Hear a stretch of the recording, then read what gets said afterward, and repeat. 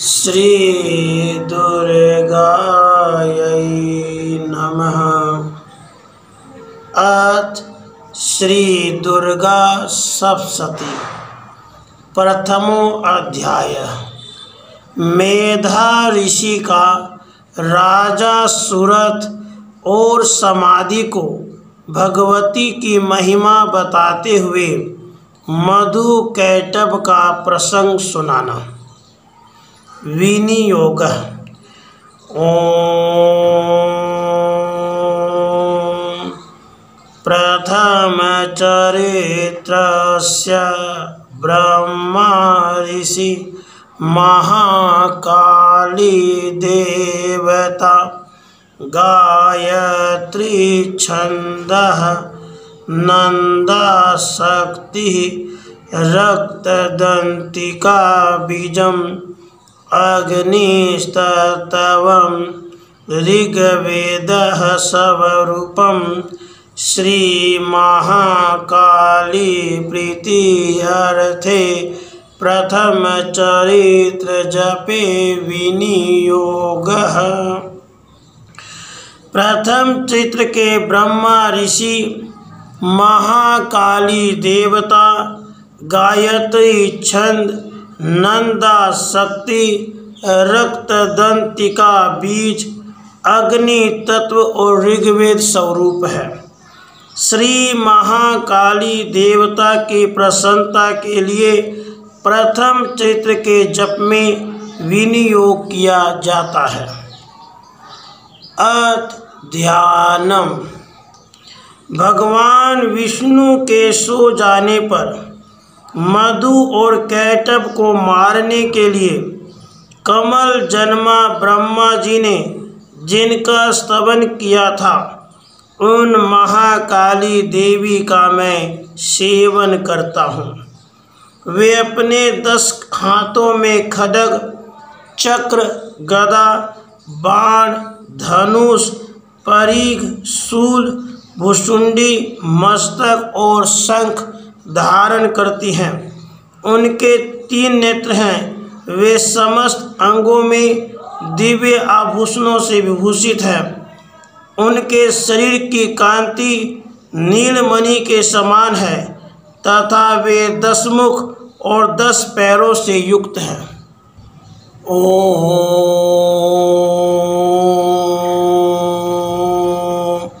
नमः चंडिकायै। मार्कंडेय जी बोले, सूर्य के पुत्र सावर्णी जो 8वें मनु कहे जाते हैं, उनकी उत्पत्ति की कथा विस्तार पूर्वक कहता हूँ, सुनो। सूर्य कुमार महाभाग सावर्णी भगवती महामाया के अनुग्रह से जिस प्रकार मनवंतर के स्वामी हुए, वही प्रसंग सुनाता हूँ। पूर्व काल की बात है। स्वारोचिष मनवंतर में सूरथ नाम के एक राजा थे, जो चैत्र वंश में उत्पन्न हुए थे। उनका समस्त भूमंडल पर अधिकार था। वे प्रजा का अपने औरस पुत्रों की भांति धर्म पूर्वक पालन करते थे। तो भी उस समय कोला विध्वंसी नाम के क्षत्रिय उनके शत्रु हो गए। राजा सूरथ की दंड नीति बड़ी प्रबल थी। उनका शत्रुओं के साथ संग्राम हुआ। यद्यपि कोला विध्वंसी संख्या में कम थे, तो भी राजा सूरथ युद्ध में उनसे परास्त हो गए। तब वे युद्ध भूमि से अपने नगर को लौट आए और केवल अपने देश के राजा होकर रहने लगे। समूची पृथ्वी से अब उनका अधिकार जाता रहा, किंतु वहाँ भी उन प्रबल शत्रुओं ने उस समय महाभाग राजा सूरथ पर आक्रमण कर दिया। राजा का बल क्षीण हो चला था, इसलिए उनके दुष्ट, बलवान एवं दुरात्मा मंत्रियों ने वहाँ उनकी राजधानी में भी राजकीय सेना और खजाने को हथिया लिया। सूरथ का प्रभुत्व नष्ट हो चुका था, इसलिए वे शिकार खेलने के बहाने घोड़े पर सवार हो वहाँ से अकेले ही एक घने जंगल में चले गए। वहाँ उन्होंने विप्रवर वेदा मुनि का आश्रम देखा, जहाँ कितने हिंसक जीव अपनी स्वाभाविक हिंसावृत्ति छोड़कर परम शांत भाव से रहते थे। मुनि के बहुत से शिष्य उस वन की शोभा बढ़ा रहे थे। वहाँ जाने पर मुनि ने उनका सत्कार किया और वे उन मुनि श्रेष्ठ के आश्रम पर इधर उधर विचरते हुए कुछ काल तक रहे। फिर ममता से आकर्षित होकर वहाँ इस प्रकार की चिंता करने लगे। पूर्व काल में मेरे पूर्वजों ने जिसका पालन किया था, वही नगर आज मुझसे रहित है। पता नहीं मेरे दुराचारी भृत्यगण उसकी धर्मपूर्वक रक्षा करते हैं या नहीं। जो सदा मद की वर्षा करने वाला और शूरवीर था, वही मेरा प्रधान हाथी अब शत्रुओं के अधीन होकर न जाने किन भोगों को भोगता होगा। जो लोग मेरी कृपा, धन और भोजन पाने से सदा मेरे पीछे पीछे चलते थे, वे निश्चय अब दूसरे राजाओं का अनुसरण करते होंगे। उन अपव्ययी लोगों के द्वारा सदा खर्च होते रहने के कारण अत्यंत कष्ट से जमा किया हुआ मेरा वह खजाना खाली हो जाएगा। ये तथा और भी कई बातें राजा सूरत निरंतर सोचते रहते थे। एक दिन उन्होंने वहाँ विप्रवर मेधा के आश्रम के निकट एक वैश्य को देखा। उससे पूछा, भाई तुम कौन हो? यहाँ तुम्हारे आने का क्या कारण है? तुम क्यों शोकग्रस्त और अनमने से दिखाई देते हो? राजा सूरत का यह प्रेम पूर्वक कहा हुआ वचन सुनकर वैश्य ने विनीत भाव से उन्हें प्रणाम करके कहा। वैश्य बोला, राजन, मैं धनियों के कुल में उत्पन्न एक वैश्य हूँ। मेरा नाम समाधि है। मेरे दुष्ट स्त्री पुत्रों ने धन के लोभ से मुझे घर से बाहर निकाल दिया है। मैं इस समय धन, स्त्री और पुत्रों से वंचित हूँ। मेरे विश्वसनीय बंधुओं ने मेरा ही धन लेकर मुझे दूर कर दिया है। इसलिए दुखी होकर मैं वन में चला आया हूँ। यहाँ रहकर मैं इस बात को नहीं जानता कि मेरे पुत्रों की, स्त्री की और सब जनों की कुशल है या नहीं। इस समय घर में वे कुशल से रहते हैं अथवा उन्हें कोई कष्ट है। वे मेरे पुत्र कैसे हैं? क्या वे सदाचारी हैं अथवा दुराचारी हो गए हैं? राजा ने पूछा, जिन लोभी स्त्री पुत्र आदि ने धन के कारण तुम्हें घर से निकाल दिया, उनके प्रति तुम्हारे चित्त में इतना स्नेह का बंधन क्यों है? वैश्य बोला, आप मेरे विषय में जैसी बात कहते हैं वह सब ठीक है, किंतु क्या करूं? मेरा मन निष्ठुरता नहीं धारण करता। जिन्होंने धन के लोभ में पड़कर पिता के प्रति स्नेह, पति के प्रति प्रेम तथा आत्मीय जन के प्रति अनुराग को तिलांजलि दे मुझे घर से निकाल दिया है, उन्हीं के प्रति मेरे हृदय में इतना स्नेह है। महामति, गुणहीन बंधुओं के प्रति भी जो मेरा चित्त इस प्रकार प्रेम मग्न हो रहा है, यह क्या है?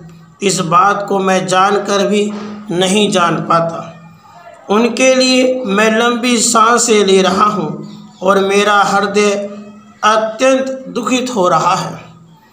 उन लोगों में प्रेम का सर्वथा अभाव है, तो भी उनके प्रति जो मेरा मन निष्ठुर नहीं हो पाता, उसके लिए मैं क्या करूं? मार्कंडेय जी कहते हैं, ब्राह्मण, उसके बाद राजाओं में श्रेष्ठ सूरत और वह समाधि नामक वैश्य दोनों साथ साथ मेधा मुनि की सेवा में उपस्थित हुए और उनके साथ यथा योग्य न्याय अनुकूल विनयपूर्ण बर्ताव करके बैठे। उसके बाद वैश्य और राजा ने कुछ वार्तालाप आरंभ किया। राजा ने कहा, भगवान, मैं आपसे एक बात पूछना चाहता हूँ, उसे बताइए। मेरा चित्त अपने अधीन न होने के कारण वह बात मेरे मन को बहुत दुख देती है। जो राज्य मेरे हाथ से चला गया है उसमें और उसके संपूर्ण अंगों में मेरी ममता बनी हुई है। मुनि श्रेष्ठ, यह जानते हुए भी कि अब वह मेरा नहीं है, अज्ञानी की भांति मुझे इसके लिए दुख होता है। यह क्या है? इधर यह वैश्य भी घर से अपमानित होकर आया है। इसके पुत्र, स्त्री और भृत्यों ने इसे छोड़ दिया है। सब जनों ने भी इसका परित्याग कर दिया है, तो भी यह उनके प्रति अत्यंत हार्दिक स्नेह रखता है। इस प्रकार यह और मैं दोनों ही बहुत दुखी हैं। जिसमें प्रत्यक्ष दोष देखा गया है उस विषय के लिए भी हमारे मन में ममता जनित आकर्षण पैदा हो रहा है। महाभाग, हम दोनों समझदार हैं, तो भी हम में जो मोह पैदा हुआ है यह क्या है? विवेक शून्य पुरुष की भांति मुझ में और इसमें भी यह मूढ़ता प्रत्यक्ष दिखाई देती है। ऋषि बोली, महाभाग, विषय मार्ग का ज्ञान जब जीवों को होता है, इसी प्रकार विषय भी सबके लिए अलग अलग है। कुछ प्राणी दिन में नहीं देखते और दूसरे रात में ही नहीं देखते, तथा कुछ जीव ऐसे हैं जो दिन और रात्रि में ही बराबर ही देखते हैं। यह ठीक है कि मनुष्य समझदार होते हैं, किंतु केवल वे ही ऐसे नहीं होते। पशु, पक्षी और मृग आदि सभी प्राणी समझदार होते हैं। मनुष्यों की समझ भी वैसी होती है जैसी उन मृग और पक्षियों की होती है, तथा जैसी मनुष्यों की होती है वैसी ही उन मृग, पक्षी आदि की होती है। यह तथा अन्य बातें भी प्रायः दोनों में समान ही है। समझ होने पर भी इन पक्षियों को तो देखो, ये स्वयं भूख से पीड़ित होते हुए भी मोहवश बच्चों की चोंच में कितने चाव से अन्न के दाने डाल रहे हैं। नरश्रेष्ठ, क्या तुम नहीं देखते कि ये मनुष्य समझदार होते हुए भी लोभवश अपने किए हुए उपकार का बदला पाने के लिए पुत्रों की अभिलाषा करते हैं? यद्यपि उन सब में समझ की कमी नहीं है, फिर भी वे संसार की स्थिति, जन्म मरण की परंपरा बनाए रखने वाली भगवती महामाया के प्रभाव द्वारा ममता में भंवर से युक्त मोह के गहरे गर्त में गिराए गए हैं। इसमें आश्चर्य नहीं करना चाहिए। जगदीश्वर भगवान विष्णु की योग निद्रा रूपा जो भगवती महामाया है, उन्हीं से यह जगत मोहित हो रहा है। वे भगवती महामाया देवी ज्ञानियों के भी चित्त को बलपूर्वक खींचकर मोह में डाल देती हैं। वे ही संपूर्ण चराचर जगत की सृष्टि करती हैं, तथा वे ही प्रसन्न होने पर मनुष्यों को मुक्ति के लिए वरदान देती हैं। वे ही पराविद्या, संसार बंधन और मोक्ष की हेतु भूता सनातनी देवी तथा संपूर्ण ईश्वरों की भी अधीश्वरी है। राजा ने पूछा, भगवान, जिन्हें आप महामाया कहते हैं वे देवी कौन हैं? ब्राह्मण, उनका आविर्भाव कैसे हुआ? उनके चरित्र कौन कौन हैं? ब्रह्मवेताओं में श्रेष्ठ महर्षि उन देवी का जैसा प्रभाव हो, जैसा स्वरूप हो और जिस प्रकार प्रादुर्भाव हुआ हो, वह सब मैं आपके मुख से सुनना चाहता हूँ। ऋषि बोले, राजन, वास्तव में तो वे देवी नित्य स्वरूपा ही हैं। संपूर्ण जगत उन्हीं का रूप है तथा उन्होंने समस्त विश्व को व्याप्त कर रखा है। फिर भी उनका प्राकट्य अनेक प्रकार से होता है। वह मुझसे सुनो। यद्यपि वे नित्य और अजन्मा हैं, तथापि जब देवताओं का कार्य सिद्ध करने के लिए प्रकट होती हैं, उस समय लोक में उत्पन्न हुई कहलाती है। कल्प के अंत में जब संपूर्ण जगत एक कारणों में निमग्न हो रहा था और सबके प्रभु भगवान विष्णु शेषनाग की सैया बिछाकर योग निद्रा का आश्रय ले सो रहे थे, उस समय उनके कानों के मैल से दो भयंकर असुर उत्पन्न हुए, जो मधु और कैटभ के नाम से विख्यात थे। वे दोनों ब्रह्मा जी का वध करने को तैयार हो गए।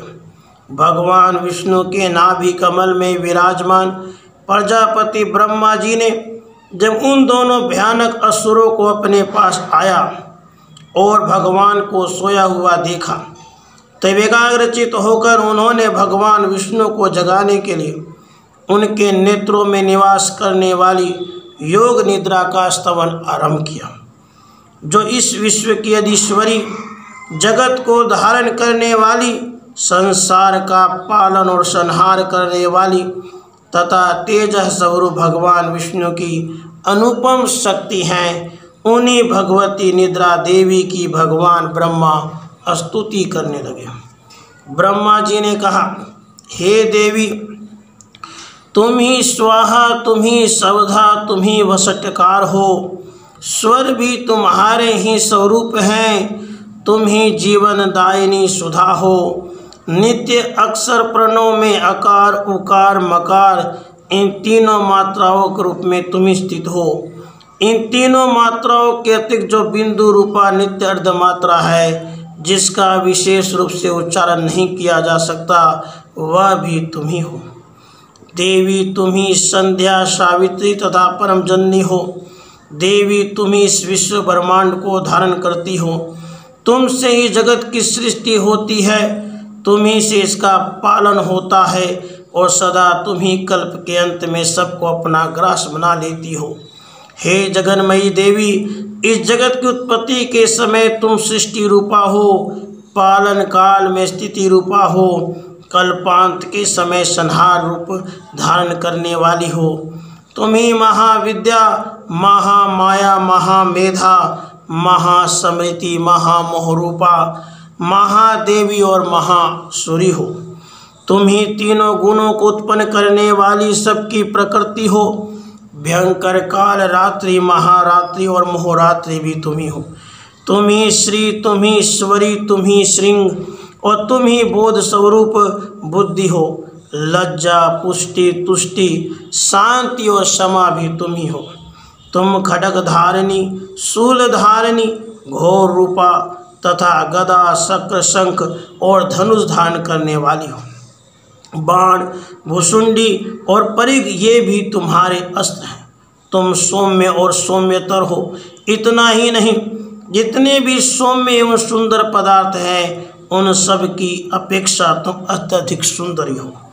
पर और अपर सबसे परे रहने वाली परमेश्वरी तुम ही हो। सर्वस्वरूपे देवी, कहीं भी सत असत रूप जो कुछ वस्तुएं हैं और उन सब की जो शक्ति है, वह तुम ही हो। ऐसी अवस्था में तुम्हारी स्तुति क्या हो सकती है? जो इस जगत की सृष्टि, पालन और संहार करते हैं, उन भगवान को भी जब तुमने निद्रा के अधीन कर दिया है, तब तुम्हारी स्तुति करने में यहाँ कौन समर्थ हो सकता है? मुझको, भगवान शंकर को तथा भगवान विष्णु को भी तुमने ही शरीर धारण कराया है, अतः तुम्हारी स्तुति करने की शक्ति किसमें है? हे देवी, तुम तो अपने इन उदार प्रभावों से ही प्रशंसित हो।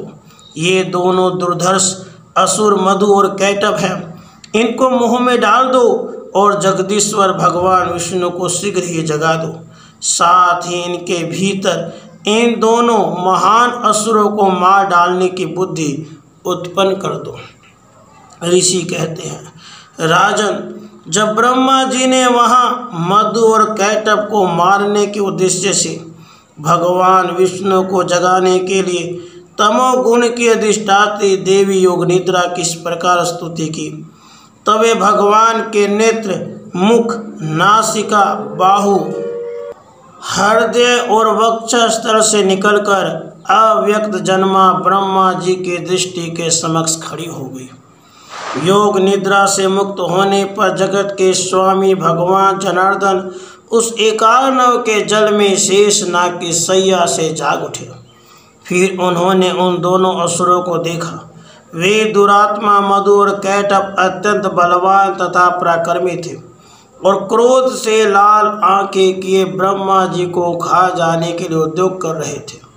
तब भगवान श्री हरि ने उठकर उन दोनों के साथ 5000 वर्षों तक केवल बाहु युद्ध किया। वे दोनों भी अत्यंत बल के कारण उन्मत्त हो रहे थे। इधर महामाया ने भी उन्होंने मुंह में डाल रखा था, इसलिए वे भगवान विष्णु से कहने लगे, हम तुम्हारी वीरता से संतुष्ट हैं। तुम हम लोगों से कोई वर मांगो। श्री भगवान बोले, यदि तुम दोनों मुझ पर प्रसन्न हो तो अब मेरे हाथ से मारे जाओ। बस इतना सा ही मैंने वर मांगा है, यहाँ दूसरे किसी वर से क्या लेना है। ऋषि कहते हैं, इस प्रकार धोखे में आ जाने पर जब उन्होंने संपूर्ण जगत में जल ही जल देखा, तब कमल नयन भगवान से कहा, जहाँ पृथ्वी जल में डूबी हुई न हो, जहाँ सूखा स्थान हो, वहीं हमारा वध करो। ऋषि कहते हैं, तब तथास्तु कहकर शंख चक्र और गदा धारण करने वाले भगवान ने उन दोनों के मस्तक अपनी जांघ पर रखकर चक्र से काट डाले। इस प्रकार ये देवी महामाया ब्रह्मा जी की स्तुति करने पर स्वयं प्रकट हुई थी। अब पुनः तुमसे उनके प्रभाव का वर्णन करता हूँ, सुनो। इस प्रकार से मार्कंडेय पुराण में सावर्णिक मनवंतर की कथा के अंतर्गत देवी महात्म्य में मधुकैटभ वध नामक पहला अध्याय पूरा हुआ। राधे कृष्ण, राधे कृष्ण। श्री दुर्गा सप्तशती द्वितीय अध्याय। देवताओं के तेज से देवी का प्रादुर्भाव और महिषासुर की सेना का वध। विनियोग। ओम मध्यम चरित्रस्य विष्णुरऋषि महालक्ष्मीर्देवता उशनिक छन्दः शाकंभरी शक्ति दुर्गा बीजं वायुस्तत्वं यजुर्वेदः स्वरूपं श्री महालक्ष्मी प्रीत्यर्थं मध्यम चरित्र जपे विनियोगः। ओम। मध्यम चरित्र के विष्णु ऋषि महालक्ष्मी देवता उष्णिक छंद शाकंभरी शक्ति दुर्गा बीज वायु तत्व और यजुर्वेद स्वरूप है। श्री महालक्ष्मी की प्रसन्नता के लिए मध्यम चरित्र के पाठ में इसका विनियोग है। ध्यानम। मैं कमल के आसन पर बैठी हुई प्रसन्न मुख वाली महिषासुर मर्दिनी भगवती महालक्ष्मी जी का भजन करता हूँ, जो अपने हाथों में अक्षमाला, फरसा, गदा, बाण, वज्र, पद्म, धनुष, कुंडिका, दंड, शक्ति, खड्ग, ढाल, शंख, घंटा, मधुपात्र, शूल, पाश और चक्र धारण करती हैं। ऋषि कहते हैं, पूर्व काल में देवताओं और असुरों में पूरे 100 वर्षों तक घोर संग्राम हुआ था। उसमें असुरों का स्वामी महिषासुर था और देवताओं के नायक इंद्र थे। उस युद्ध में देवताओं की सेना महाबली असुरों से परास्त हो गई। संपूर्ण देवताओं को जीतकर महिषासुर इंद्र बन बैठा।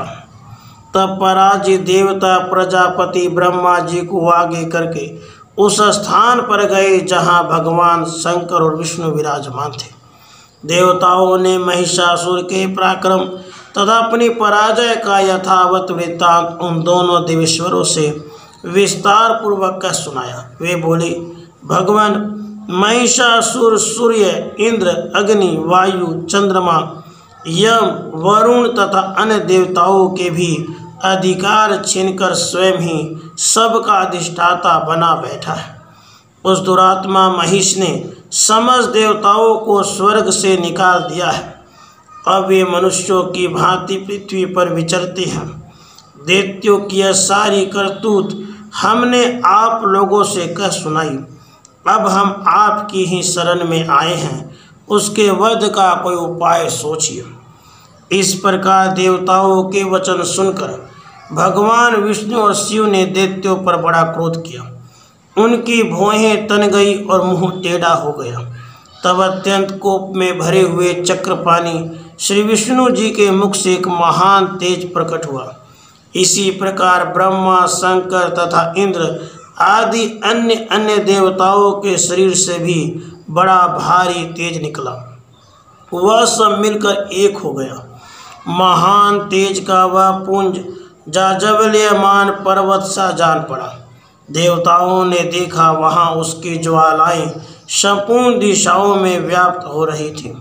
संपूर्ण देवताओं के शरीर से प्रकट हुए उस तेज की कहीं तुलना नहीं थी। एकत्रित होने पर वह एक नारी के रूप में परिणत हो गया और उसके प्रकाश से तीनों लोकों में व्याप्त जान पड़ा। भगवान शंकर का जो तेज था उससे उस देवी का मुख प्रकट हुआ। यमराज के तेज से उसके शरीर में बाल निकल आए। श्री विष्णु भगवान के तेज से उसकी भुजाएं उत्पन्न हुई। चंद्रमा के तेज से दोनों स्तनों का और इंद्र के तेज से मध्य भाग कटी प्रदेश का प्रादुर्भाव हुआ। वरुण के तेज से जंघा और पिंडली तथा पृथ्वी के तेज से नितंब भाग प्रकट हुआ।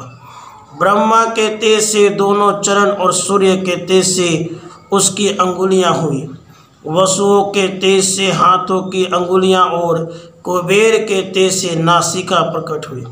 उस देवी के दांत प्रजापति के तेज और तीनों नेत्र अग्नि के तेज से प्रकट हुए थे। उसकी भौहें संध्या के और कान वायु के तेज से उत्पन्न हुए थे। इसी प्रकार अन्य अन्य देवताओं के तेज से उस कल्याणमयी देवी का आविर्भाव हुआ। उसके बाद समस्त देवताओं के तेजपुंज से प्रकट हुई देवी को देखकर महिषासुर के सताए हुए देवता बहुत प्रसन्न हुए। पिनाकधारी भगवान शंकर ने अपने शूल से एक शूल निकालकर उन्हें दिया। फिर भगवान विष्णु ने भी अपने चक्र से चक्र उत्पन्न करके भगवती को अर्पण किया। वरुण ने भी शंख भेंट किया।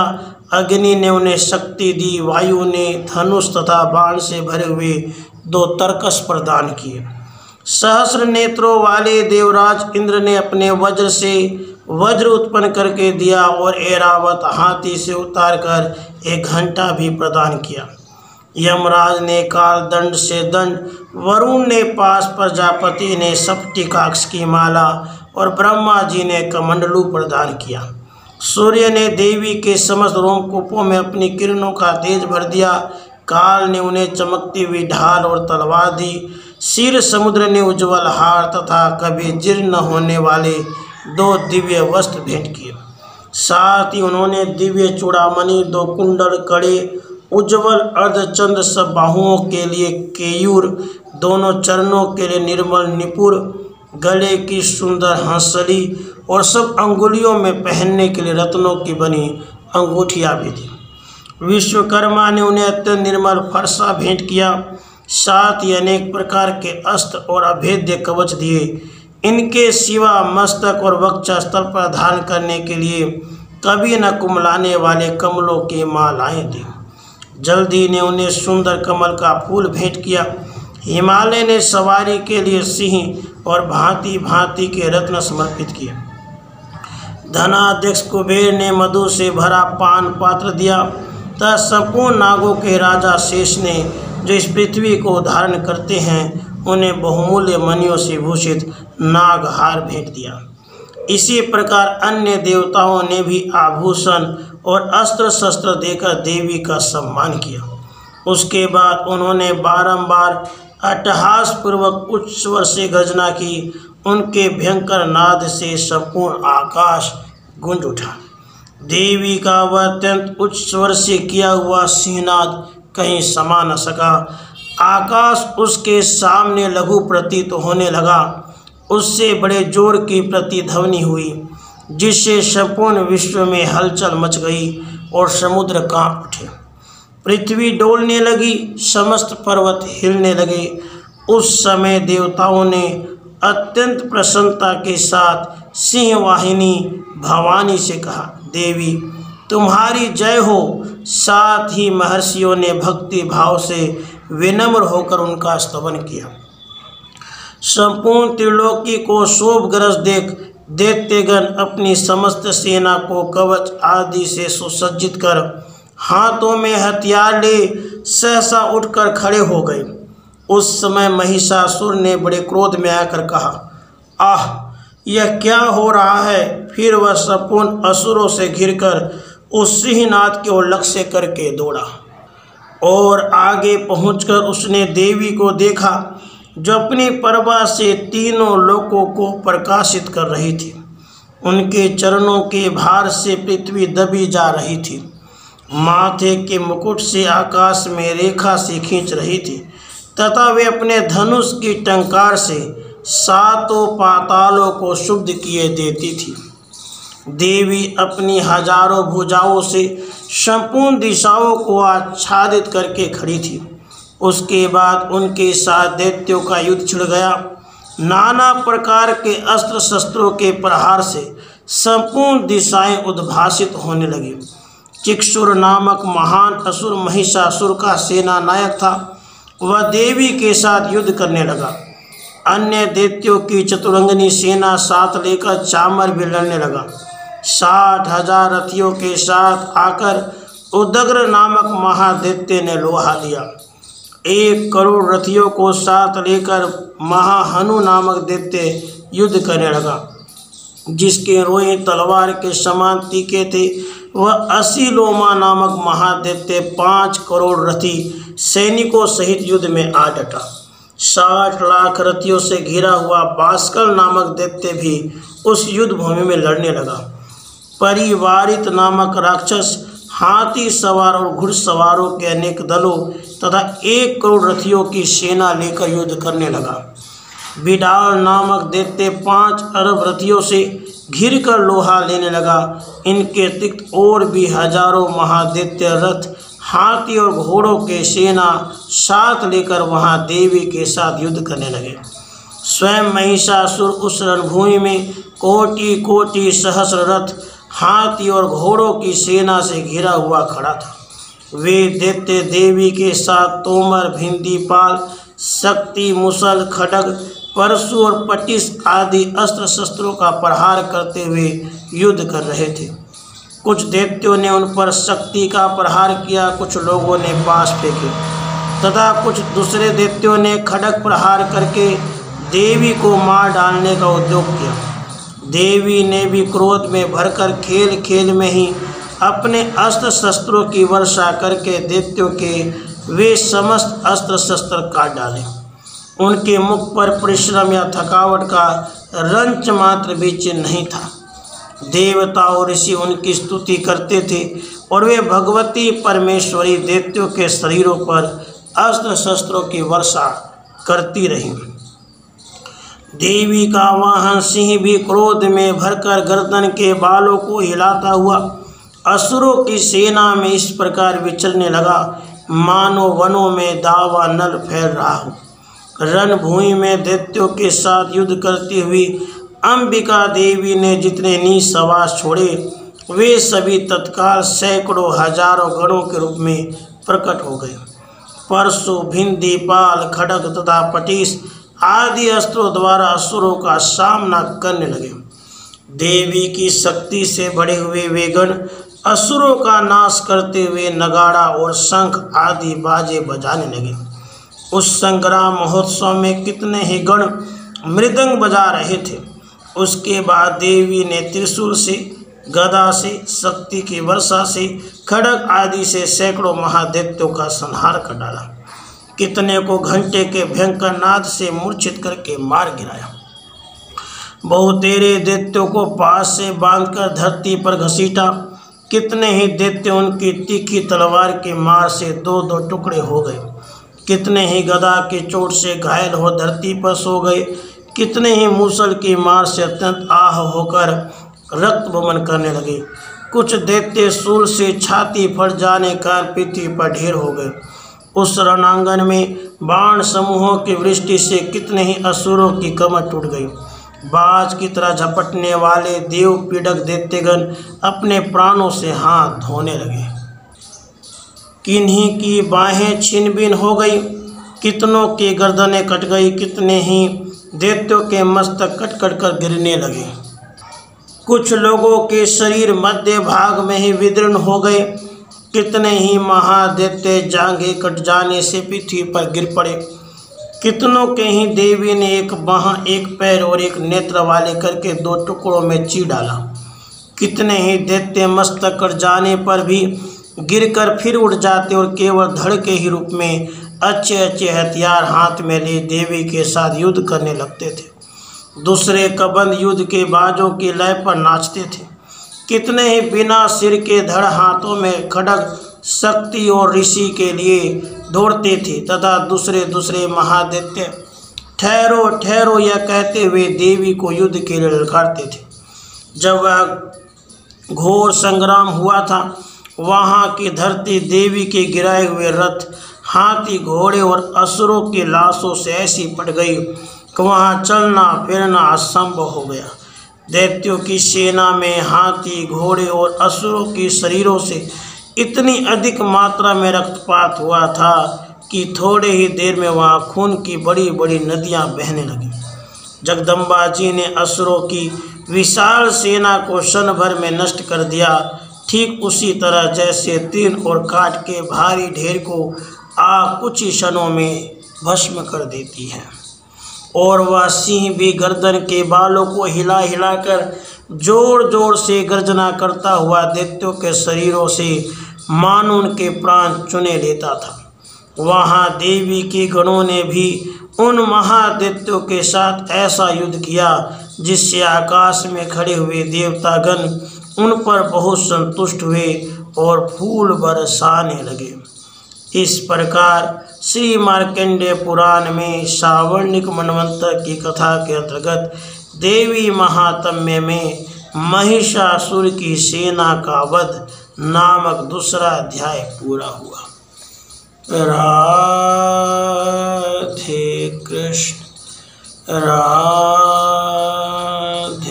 कृष्ण।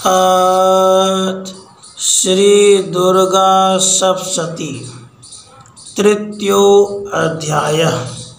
सेनापतियों सहित महिषासुर का वध। ध्यानम। जगदम्बा जी के श्री अंगों की कांति उदय काल के सहस्रों सूर्यों के समान है। वे लाल रंग की रेशमी साड़ी पहने हुए हैं। उनके गले में मुंडमाला शोभा पा रही है। दोनों स्तनों पर रक्त चंदन का लेप लगा है। वे अपने कर कमलों में जप मालिका, विद्या और अभय तथा वर नामक मुद्राएं धारण किए हुए हैं। 3 नेत्रों से सुशोभित मुखार बिंद की बड़ी शोभा हो रही है। उनके मस्तक पर चंद्रमा के साथ ही रत्नमय मुकुट बंधा है तथा वे कमल के आसन पर विराजमान है। ऐसी देवी को मैं भक्ति पूर्वक प्रणाम करता हूँ।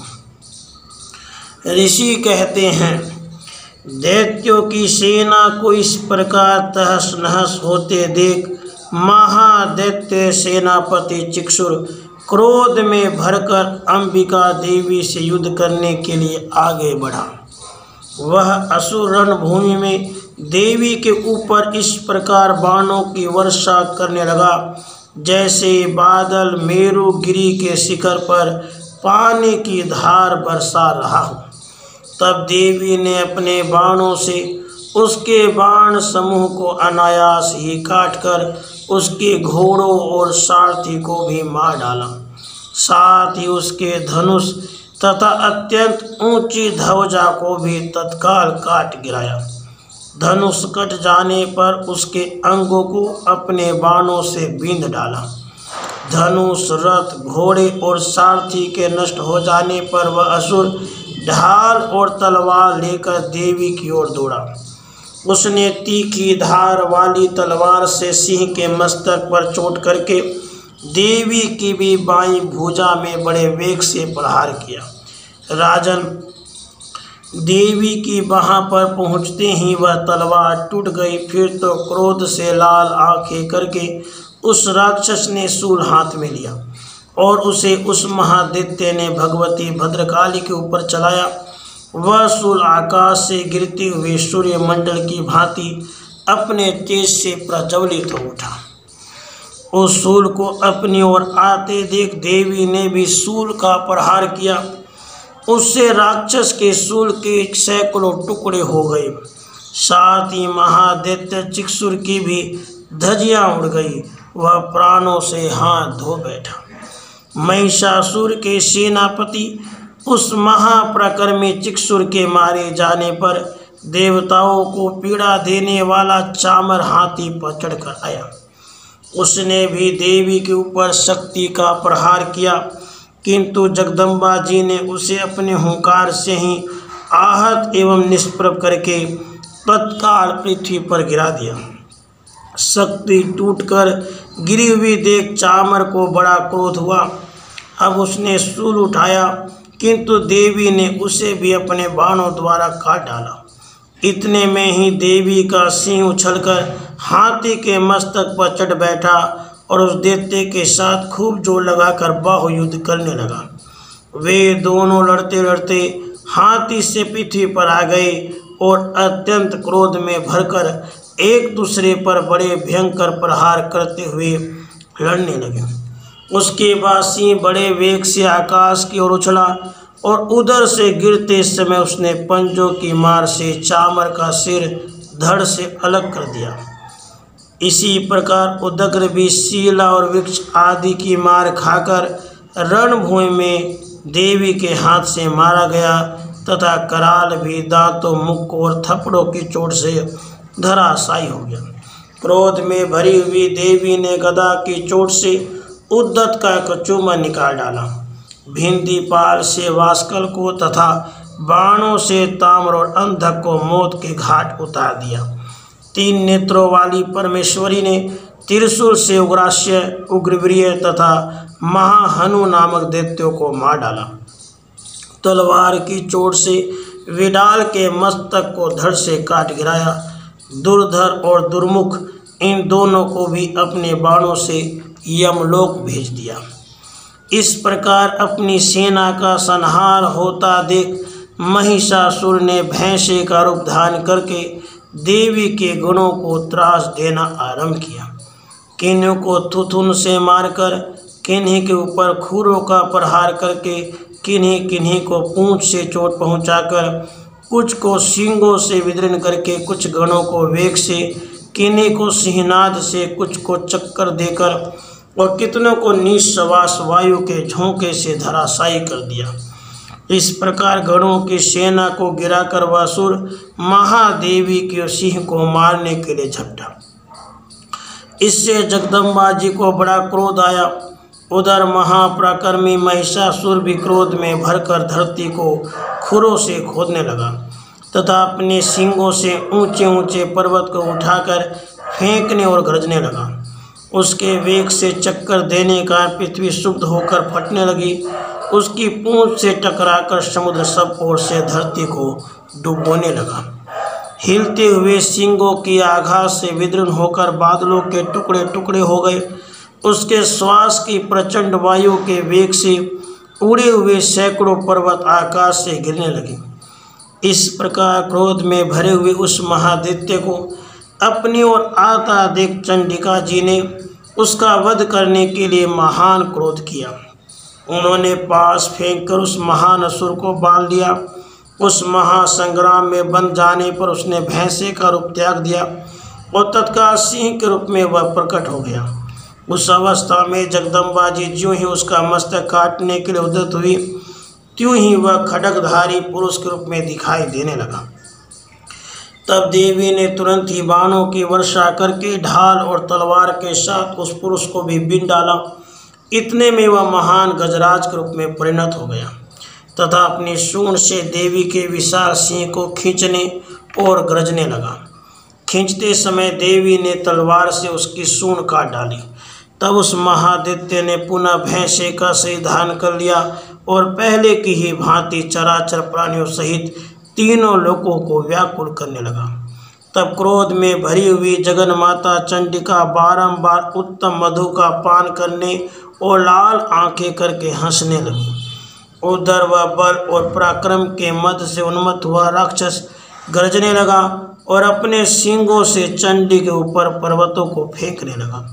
उस समय देवी अपने बाणों के समूहों से उसके फेंके हुए पर्वतों को चूर्ण करती हुई बोली।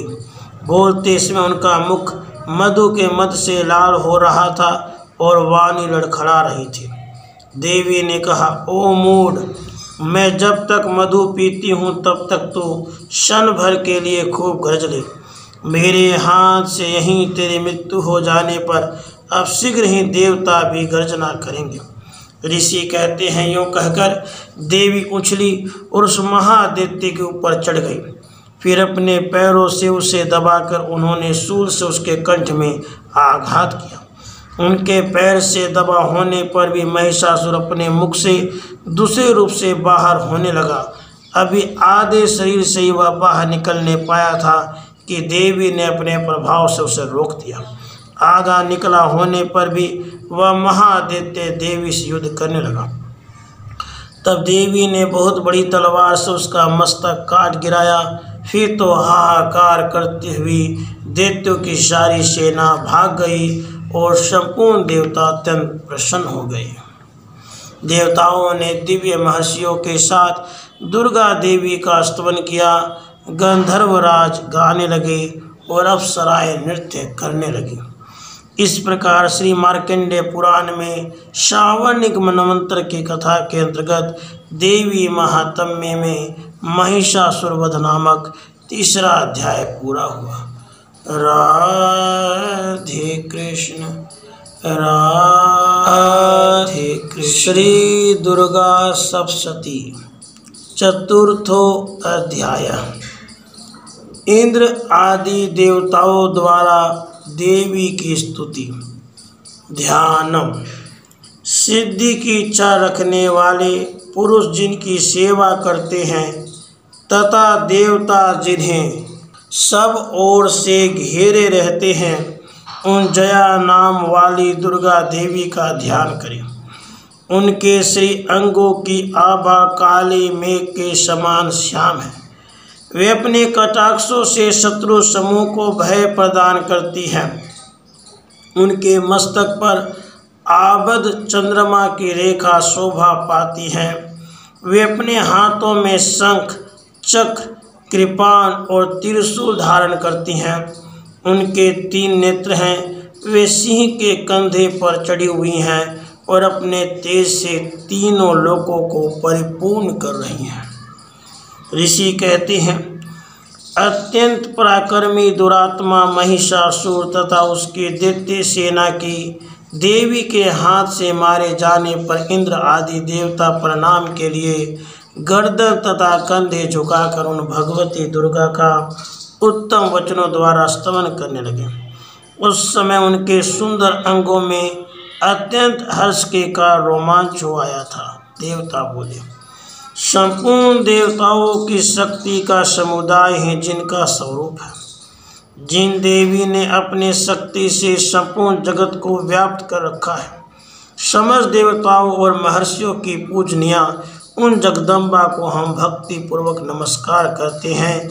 वे हम लोगों का कल्याण करें। जिनके अनुपम प्रभाव और बल का वर्णन करने में भगवान शेषनाग, ब्रह्मा जी तथा महादेव जी भी समर्थ नहीं हैं, वे भगवती चंडिका संपूर्ण जगत का पालन एवं अशुभ भय का नाश करने का विचार करें।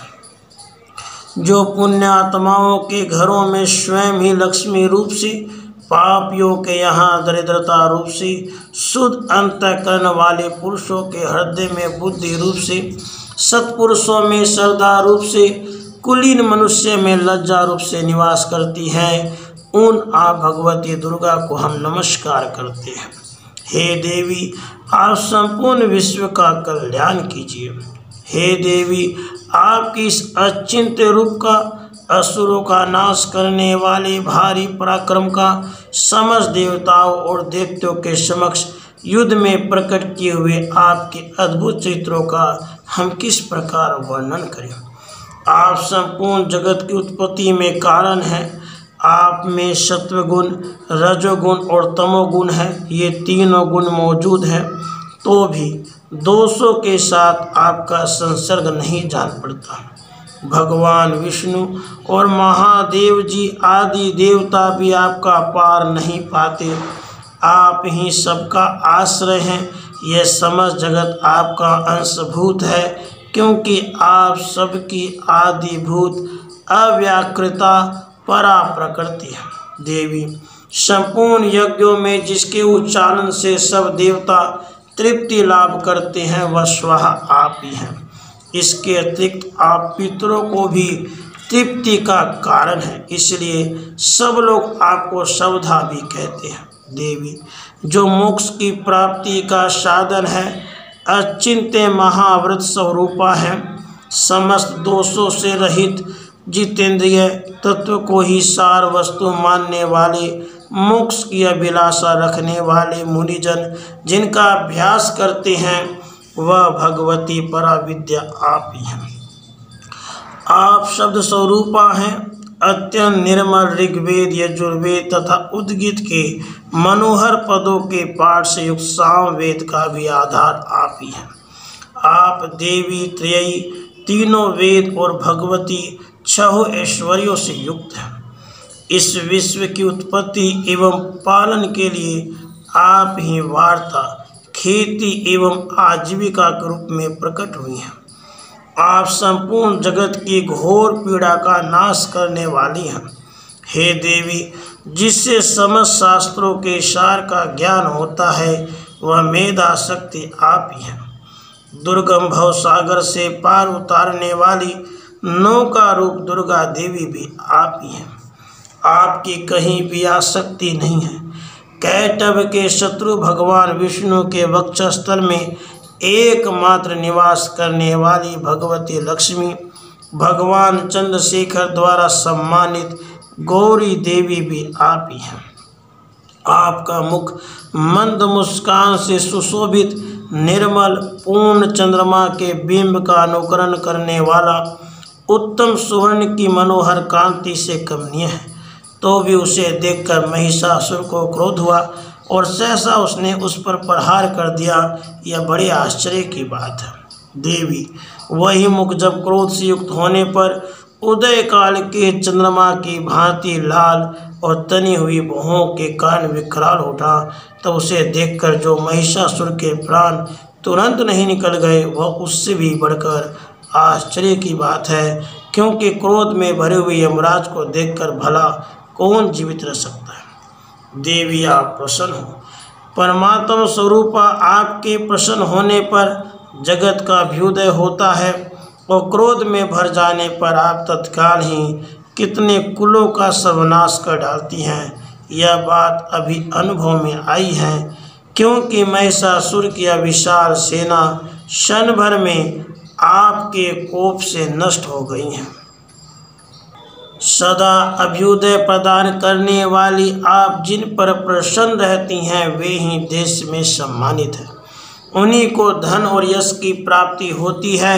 उन्हीं का धर्म कभी शिथिल नहीं होता। वे ही अपने हष्ट पुष्ट स्त्री, पुत्र और भृत्यों के साथ धन्य माने जाते हैं। देवी, आपकी ही कृपा से पुण्य आत्मा पुरुष प्रतिदिन अत्यंत श्रद्धापूर्वक सदा सब प्रकार के धर्म अनुकूल कर्म करता है और उसके प्रभाव से स्वर्ग लोक में जाता है। इसलिए आप तीनों लोकों में निश्चय ही मनोवांछित फल देने वाली हैं। हे माँ दुर्गे, आप स्मरण करने पर सब प्राणियों का भय हर लेती हैं और स्वस्थ पुरुषों द्वारा चिंतन करने पर उन्हें परम कल्याणमयी बुद्धि प्रदान करती हैं। दुख, दरिद्रता और भय हरने वाली देवी, आपके सिवा दूसरी कौन है जिसका चित्त सबका उपकार करने के लिए सदा ही दयाद्र रहता है। हे देवी, इन राक्षसों के मारने से संसार को सुख मिले। ये राक्षस चिरकाल तक नरक में रहने के लिए भले ही पाप करते रहे हों, इस समय संग्राम में मृत्यु को प्राप्त होकर स्वर्ग लोक में जाएं। निश्चय यही सोचकर आप शत्रुओं का वध करती हैं। आप शत्रुओं पर शस्त्रों का प्रहार क्यों करती हैं? समस्त असुरों को दृष्टिपात मात्र से ही भस्म क्यों नहीं कर देती? इसमें एक रहस्य है। ये शत्रु भी हमारे शस्त्रों से पवित्र होकर उत्तम लोकों में जाएं, इस प्रकार उनके प्रति भी आपका विचार अत्यंत उत्तम रहता है।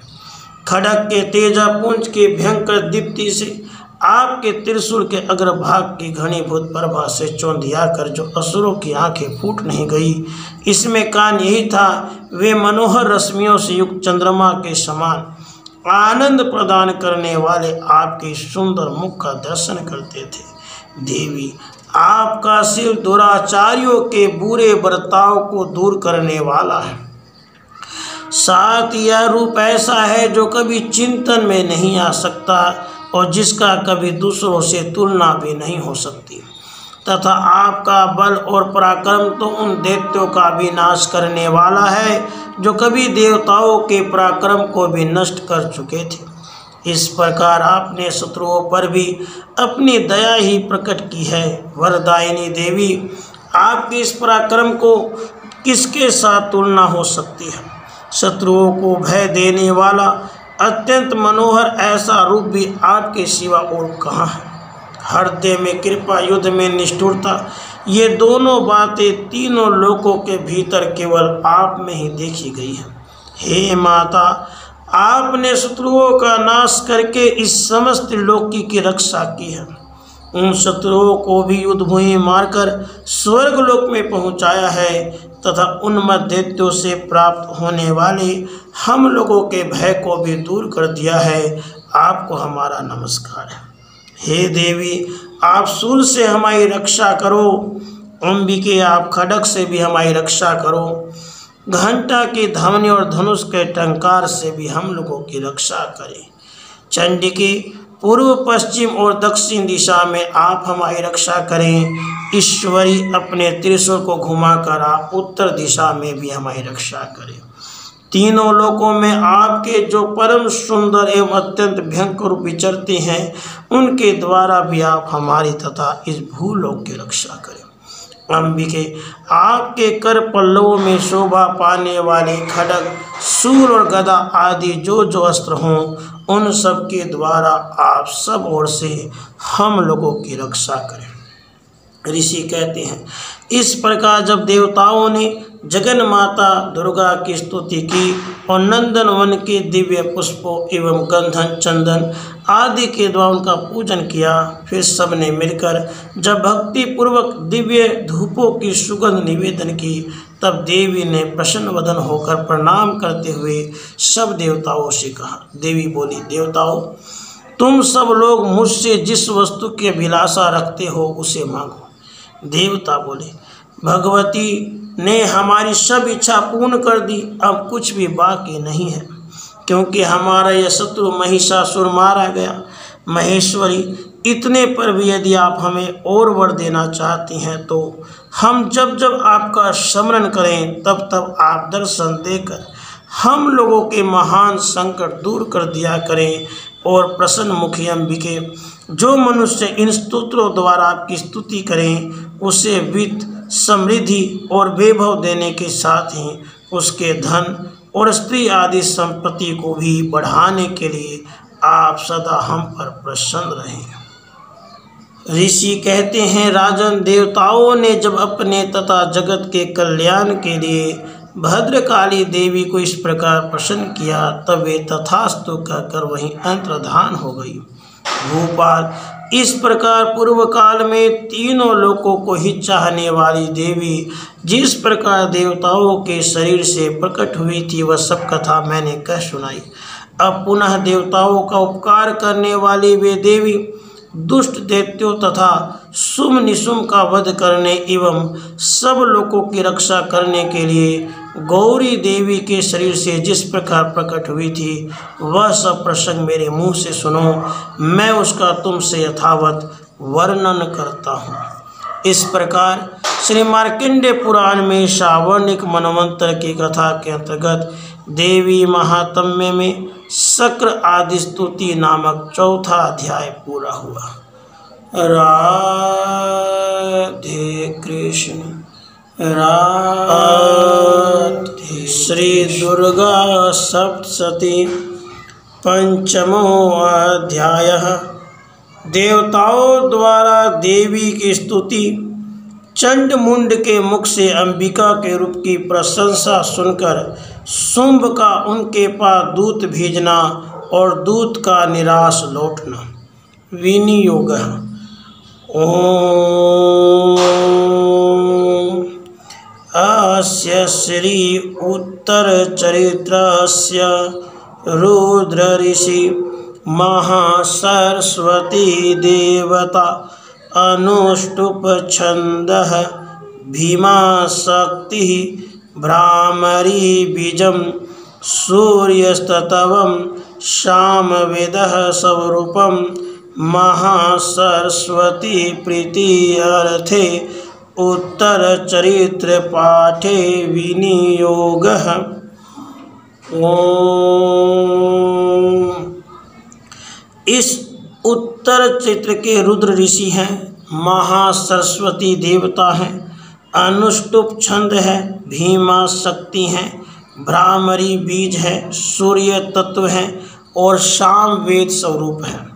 महासरस्वती की प्रसन्नता के लिए उत्तर चरित्र के पाठ में इसका विनियोग किया जाता है।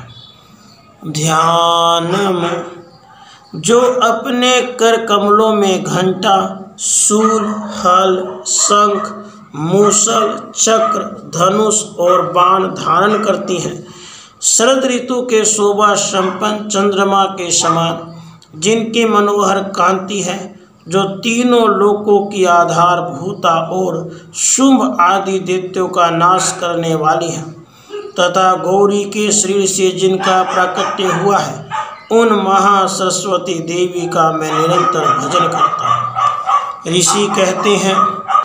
ऋषि कहते हैं पूर्व काल में शुंभ और निशुंभ नामक असुरों ने अपने बल के घमंड में आकर सचीपति इंद्र के हाथ से तीनों लोकों का राज्य और यज्ञ भाग छीन लिया। वे ही दोनों सूर्य, चंद्रमा, कुबेर, यम और वरुण के अधिकार का भी उपयोग करने लगे। वायु और अग्नि का कार्य भी वे ही करने लगे। उन दोनों ने सब देवताओं को अपमानित, राज्य भ्रष्ट, पराजित तथा अधिकारहीन करके स्वर्ग से निकाल दिया। उन दोनों महान असुरों से तिरस्कृत देवताओं ने अपराजिता देवी का समन किया और सोचा, जगदम्बा जी ने हम लोगों को वर दिया था, आपत्ति काल में समन करने पर मैं तुम्हारी सब आपत्तियों का तत्काल नाश कर दूंगी। यह विचार कर देवता गिरिराज हिमालय पर गए और वहाँ भगवती विष्णु माया की स्तुति करने लगे।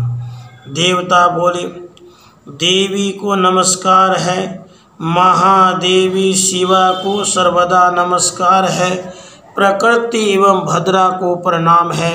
हम लोग नियम पूर्वक जगदम्बा की नमस्कार करते हैं। रौद्रा को नमस्कार है, नित्या, गौरी एवं धात्री को बारंबार नमस्कार है।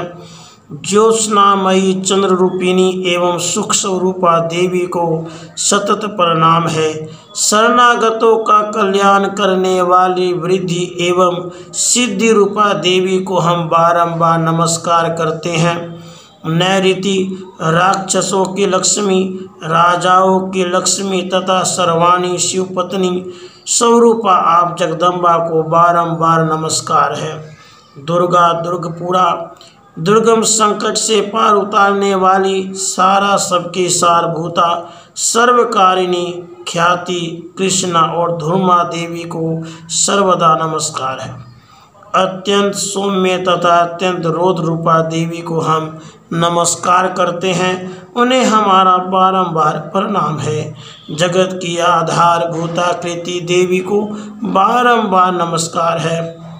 जो देवी सब प्राणियों में विष्णु माया के नाम से कही जाती है, उनको नमस्कार, उनको नमस्कार, उनको बारंबार नमस्कार है। जो देवी सब प्राणियों में चेतना कहलाती है, उनको नमस्कार, उनको नमस्कार, उनको बारंबार नमस्कार है। जो देवी सब प्राणियों में बुद्धि रूप से स्थित है, उनको नमस्कार, उनको नमस्कार, उनको बारंबार नमस्कार है। जो देवी सब प्राणियों में निद्रा रूप से स्थित है, उनको नमस्कार, उनको नमस्कार, उनको बारंबार नमस्कार है। जो देवी सब प्राणियों में शुद्धा रूप से स्थित है, उनको नमस्कार, उनको नमस्कार, उनको बारंबार नमस्कार है। जो देवी सब प्राणियों में छाया रूप से स्थित है, उनको नमस्कार, उनको नमस्कार, उनको बारंबार नमस्कार है। जो देवी सब प्राणियों में शक्ति रूप से स्थित है, उनको नमस्कार, उनको नमस्कार, उनको बारंबार नमस्कार है।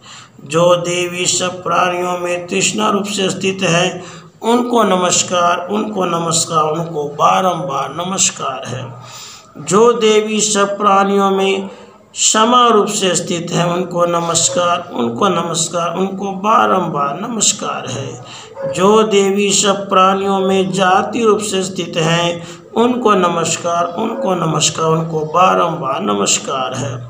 जो देवी सब प्राणियों में लज्जा रूप से स्थित है, उनको नमस्कार, उनको नमस्कार, उनको बारंबार नमस्कार है। जो देवी सब प्राणियों में शांति रूप से स्थित है, उनको नमस्कार, उनको नमस्कार, उनको बारंबार नमस्कार है।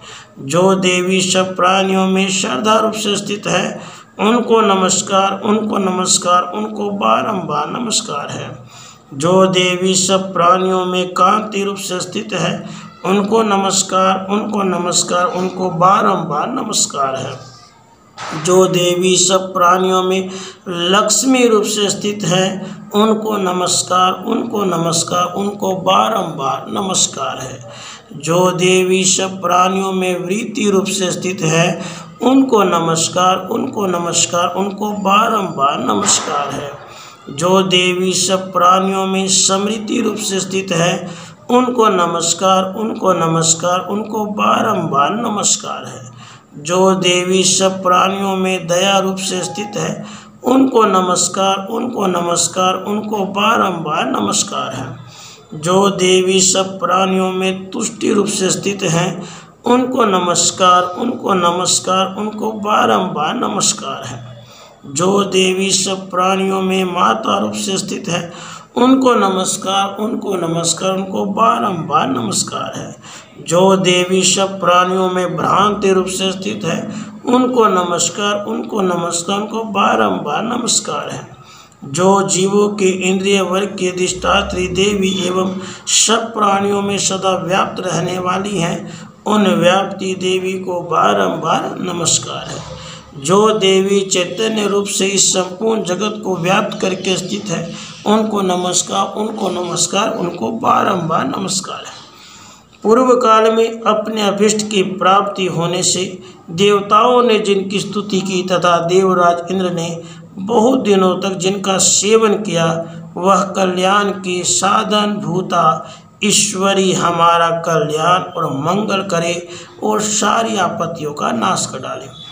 उदंड दैत्यों से सताए हुए हम सभी देवता जिन परमेश्वरी को इस समय नमस्कार करते हैं और जो भक्ति से विनम्र पुरुषों द्वारा स्मरण की जाने पर तत्काल ही संपूर्ण विपत्तियों का नाश कर देती हैं, वे जगदम्बा हमारा संकट दूर करें।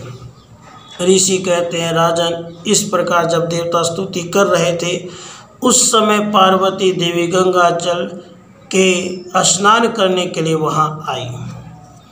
उन सुंदर भुवों वाली भगवती ने देवताओं से पूछा, आप लोग यहाँ किसकी स्तुति करते हैं?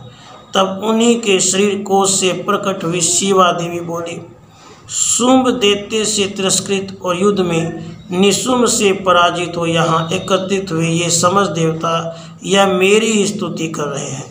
पार्वती जी के शरीर कोश से अंबिका का प्रादुर्भाव हुआ था, इसलिए वे समस्त लोकों में कौशिकी कही जाती हैं। कौशिकी के प्रकट होने के बाद पार्वती देवी का शरीर काले रंग का हो गया, अतः वह हिमालय पर रहने वाली कालिका देवी के नाम से विख्यात हुई। उसके बाद शुंभ निशुंभ के भृत्य चंडमुंड वहां आई और उन्होंने परम मनोहर रूप धारण करने वाली अंबिका देवी को देखा। फिर वे शुंभ के पास जाकर बोले, महाराज, एक अत्यंत मनोहर स्त्री है जो अपनी दिव्य कांति से हिमालय को प्रकाशित कर रही है। वैसा उत्तम रूप कहीं किसी ने कहीं नहीं देखा होगा। असुरेश्वर, पता लगाइए वह देवी कौन है और उसे ले लीजिए। स्त्रियों में तो वह रत्न है, उसका प्रत्येक अंग बहुत ही सुंदर है और वह अपने श्री अंगों की प्रभा से संपूर्ण दिशाओं में प्रकाश फैला रही हैं। दैत्यराज, अभी वह हिमालय पर ही मौजूद है, आप उसे देख सकते हैं। प्रभु, तीनों लोकों में मणि, हाथी और घोड़े आदि जितने भी रत्न हैं वे सब इस समय आपके घर में शोभा पाते हैं। हाथियों में रत्न, ऐरावत, पारिजात का वृक्ष, यह उच्च सर्वा घोड़ा, यह सब आपने इंद्र से ले लिया है। हंसों से जूता हुआ विमान भी आपके आंगन में शोभा पाता है। यह रत्नभूत अद्भुत विमान जो पहले ब्रह्मा जी के पास था, अब आपके यहाँ लाया गया है। यह महापद्म नामक निधि आप कुबेर से छीन लाए हैं। समुद्र ने भी आपको किंजलकिनी नाम की माला भेंट की है, जो केसरों से सुशोभित है और जिसके कमल कभी नहीं कुमलाते हैं। सुवर्ण की वर्षा करने वाला वरुण का छत्र भी आपके घर में शोभा पाता है। यह श्रेष्ठ रस जो पहले से प्रजापति के अधिकार में था, अब आपके पास मौजूद है। दैत्येश्वर, मृत्यु की उत्क्रांतिदा नाम वाली शक्ति भी आपने छीन ली है। वरुण का पास समुद्र में होने वाले सब प्रकार के रत्न आपके भाई निशुंभ के अधिकार में है। अग्नि ने भी स्वतः शुद्ध किए हुए 2 वस्त्र आपकी सेवा में अर्पित किए हैं। दैत्यराज, इस प्रकार सभी रत्न आपने एकत्र कर लिए हैं, फिर जो स्त्रियों में रत्नमय कल्याणमयी देवी हैं, इसे आप क्यों नहीं अपने अधिकार में कर लेते। ऋषि कहते हैं, चंडमुंड का यह वचन सुनकर शुंभ ने महादैत्य सुग्रीव को दूत बनाकर देवी के पास भेजा और कहा, तुम मेरी आज्ञा से उसके सामने ये बातें कहना और ऐसा उपाय करना जिससे प्रसन्न होकर वह शीघ्र ही यहाँ आ जाए। वह दूत पर्वत के अत्यंत रमणीय प्रदेश में जहाँ देवी मौजूद थी गया और मधुर वाणी में कोमल वचन बोला। दूत बोला, देवी, दैत्यराज शुंभ इस समय तीनों लोकों के परमेश्वर हैं। मैं उन्हीं का भेजा हुआ दूत हूँ और यहाँ तुम्हारे पास ही आया हूँ। उनकी आज्ञा सदा सब देवता एक स्वर से मानते हैं, कोई उसका उल्लंघन नहीं कर सकता। वे संपूर्ण देवताओं को परास्त कर चुके हैं। उन्होंने तुम्हारे लिए जो संदेश भेजा है उसे सुनो। संपूर्ण त्रिलोकी मेरे अधिकार में है, देवता भी मेरे आज्ञा के अधीन चलते हैं। संपूर्ण यज्ञों के भोगों को मैं ही पृथक पृथक भोगता हूँ। तीनों लोकों में जितने श्रेष्ठ रत्न हैं वे सब मेरे अधिकार में है। देवराज इंद्र का वाहन ऐरावत जो हाथियों में रत्न के समान है, मैंने छीन लिया है। क्षीर सागर का मंथन करने से जो अश्वरत्न उच्च सर्वा प्रकट हुआ था, उसे देवताओं ने मेरे पैरों में पड़कर समर्पित किया है। सुंदरी, उनके सिवा और भी जितने रत्नभूत पदार्थ देवताओं, गंधर्वों, नागों के पास थे, वे सब मेरे ही पास आ गए हैं। देवी, हम लोग तुम्हें संसार की स्त्रियों में रत्न मानते हैं, अतः तुम हमारे पास आ जाओ, क्योंकि रत्नों का उपभोग करने वाले हम ही हैं। चंचल कटाक्षों वाली सुंदरी, तुम मेरी या मेरे भाई महापराक्रमी निशुंभ की सेवा में आ जाओ, क्योंकि तुम रत्न स्वरूपा हो। मेरा वर्ण करने से तुम्हें तुलना रहित महान ऐश्वर्य की प्राप्ति होगी। अपनी बुद्धि से विचार कर तुम मेरी पत्नी बन जाओ। ऋषि कहते हैं, दूत की यूँ कहने पर कल्याणमयी भगवती दुर्गा देवी, जो इस जगत को धारण करती हैं, मन ही मन गंभीर भाव से मुस्कुराई और इस प्रकार बोली। देवी ने कहा, दूत, तुमने सत्य कहा है, इसमें तनिक भी मिथ्या नहीं है। शुंभ तीनों लोकों का स्वामी है और निशुंभ भी उसी के समान पराक्रमी है, किंतु इस विषय में मैंने जो प्रतिज्ञा कर रखी है उसे सुनो। मैंने अपने अल्पबुद्धि के कारण पहले से जो प्रतिज्ञा कर रखी है उसे सुनो। जो मुझे संग्राम में जीत लेगा, जो मेरे अभिमान को चूर्ण कर देगा, संसार में जो मेरे समान बलवान होगा, वही मेरा स्वामी होगा। इसलिए शुंभ अथवा महादित्य निशुंभ स्वयं यहाँ पधारे और मुझे जीत कर शीघ्र ही मेरा पानी ग्रहण कर लें। इसमें विलंब की क्या आवश्यकता है। दूत बोला, देवी, तुम घमंड में भरी हो, मेरे सामने ऐसी बातें न करो। तीनों लोकों में कौन ऐसा पुरुष है जो शुंभ निशुंभ के सामने खड़ा हो सके। देवी, अन्य दैत्यों के सामने भी सारे देवता युद्ध में नहीं ठहर सकते, फिर तुम अकेली स्त्री होकर कैसे ठहर सकती हो। जिन शुंभ आदि दैत्यों के सामने इंद्र आदि सब देवता भी युद्ध में खड़े नहीं हुए, उनके सामने तुम स्त्री होकर कैसे जाओगी? इसलिए तुम मेरे ही कहने से सुम निसुम के पास चली चलो। ऐसा करने से तुम्हारे गौरव की रक्षा होगी, अन्यथा जब वे केस पकड़कर घसीटेंगे तब तुम्हें अपनी प्रतिष्ठा खोकर जाना पड़ेगा। देवी ने कहा, तुम्हारा कहना ठीक है। शुंभ बलवान है और निशुंभ भी बड़े पराक्रमी है, किंतु क्या करूं? मैंने पहले बिना सोचे समझे प्रतिज्ञा कर ली है, अतः अब तुम जाओ। मैंने तुमसे जो कहा है वह सब दैत्यराज से आदरपूर्वक कहना, फिर वे जो उचित जान पड़े करें। इस प्रकार श्री मार्कंडेय पुराण में शावण्य धन्वंतर की कथा के अंतर्गत देवी महात्म्य में देवी दूत संवाद नामक 5वां अध्याय पूरा हुआ। राधे कृष्ण, राधे कृष्ण।